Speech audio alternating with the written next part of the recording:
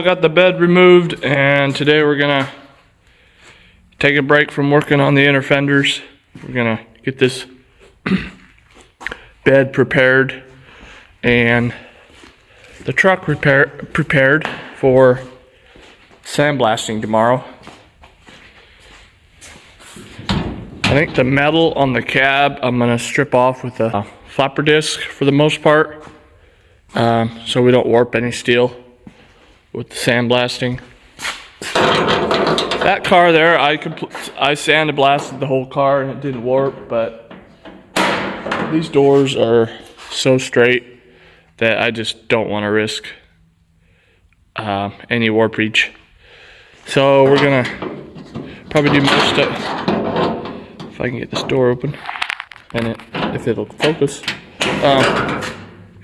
We're gonna strip most of it with just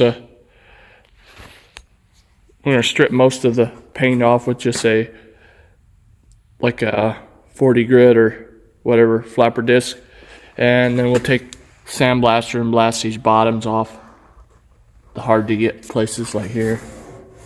We'll blast some areas like that, and like in there, right there. There's some spots on the floor, some spots underneath. In the back here, in the front floor pans. Just a few spots we're gonna sandblast on the cab. But for the most part, as far as the external part of it, I'm going to strip it with a sanding disc or whatever it takes to get it off, old paint off. And then we'll be sandblasting this frame tomorrow too. So yeah, just getting stuff ready today for sandblasting tomorrow. There's some boards I have to take out here. So we'll throw up some, oh yeah, right here, where they shortened the bed last time. I'm gonna get that all sandblasted out and cleaned off. I might even attempt to sandblast that Bondo off of there. There's a little bit in the back and a little bit in the front. Get that sandblasted off. Go back down to the fresh weld, and then I'm gonna I might have to re-weld some of that. Make sure it's all sealed off.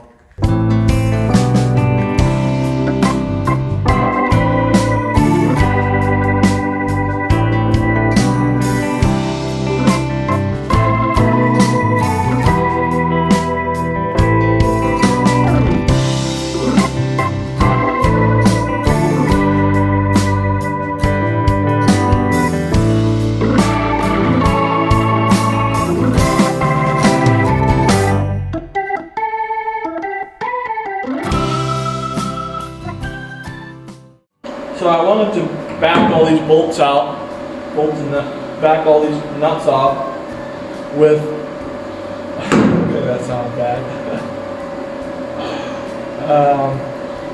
So I wanted to take these, we'll just call them bolts. Well, I wanted to take these bolts out with a socket,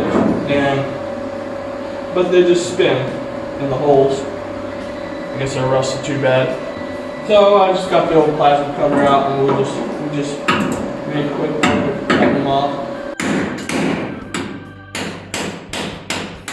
This old wood there, giving me memories of hanging out in my grandpa's shop. A little fun fact about me, and I guess my grandpa, is he used to do horse-drawn carriage restoration. So he worked a lot with wood and steel combined. So yeah, the smell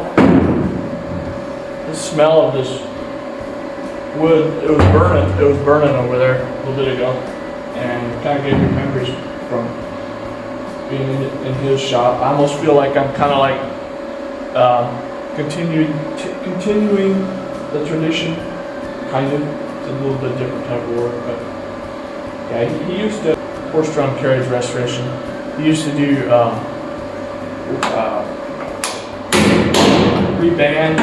reband old wood spoke wheels for mostly big hitch wagons, like stagecoaches. You know, if you guys aren't familiar with stuff, stagecoaches it's like what you see in Western movies. Yeah, 1912, 1900 stuff. Used to do, and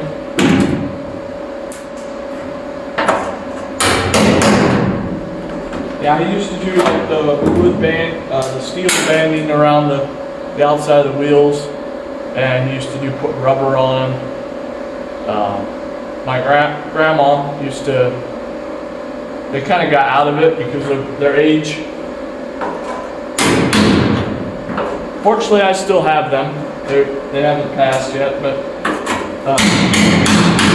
they kind of got out of it. He still tries to go out there, and I think he's like 70. He's pretty much 80, and he still tries to go out there and work on stuff. So it's kind of an inspiration, you know.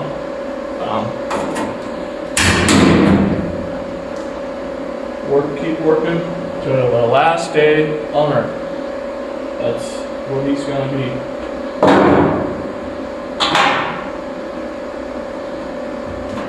See if this roof comes out. There we go.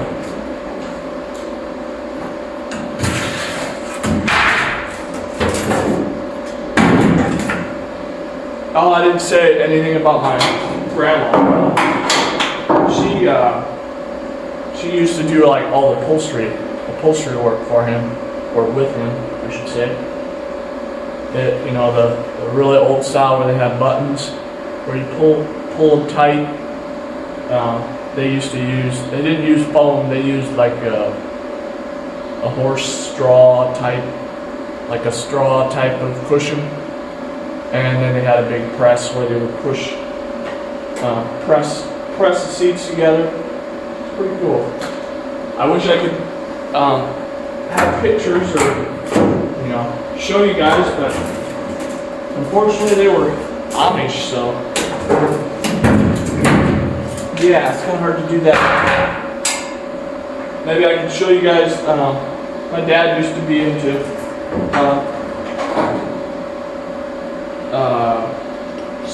kind of like horse-drawn sport cart.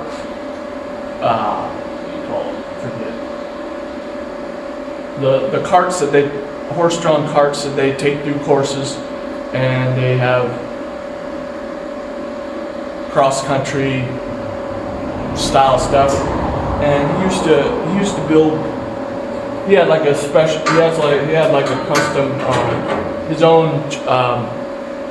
He had his own suspension system designed that would take a lot of the rocking out of the horse movement, out of the carriage. It would take it out, so you had a smoother ride. And he built like a couple of horse-drawn hearses, like a hearse, but it's like a hitch, like two horses pull it. He built like 2 of those. Maybe I can show you guys a picture of one of his. We have a couple of pictures of those he built, but yeah, I thought you guys would find that interesting. Working with this wood on this bed kind of gave me, just the smell of it kind of gave me memories of doing stuff in his shop. But anyways, yeah, I'm gonna get the rest of this out, and we should be ready for sandblasting tomorrow. I'm gonna get this all, the inside of the bed I'm gonna get all sandblasted, and maybe some of the Bondo knocked off of it. But most of it I want to get with a sander or flapper disc, like I said earlier, so I don't, so we don't warp stuff. So I'll do a video tomorrow of me, the guy here, he should be here tomorrow, and we'll be sandblasting this. So tune in next time, and we will be getting all this rust out of here. But until the next one, hope you guys enjoyed this one and my little history. So, until the next one, have a good one.